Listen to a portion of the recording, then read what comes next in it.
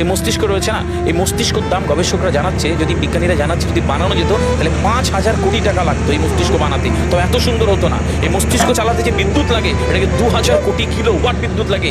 একটা মস্তিষ্ক পুরো বাংলাদেশ চলে যাবে, কিছু বিদ্যুৎ বাইরের দেশে বিক্রি করে এই দেশ টাকা রোজগার করতে পারে। এই আপনি চিন্তা করেন যে শিরোপোষের এগুলো, একটা তারের হেডফোনকে পকেটে দেবেন আর বের করবেন, দেখবেন ছাড়াতে হচ্ছে, তাই না? জুড়িয়ে জানা লেগে যাচ্ছে। এই পুরো শরীরের মধ্যে এরকম জড়ানো পেছনে যত শিরা আছে না, এই শিরাগুলোকে বলা হয় খুলে খুলে রাখা হলে 11 একর জমি লাগতো, 11 একর জমি লাগতো।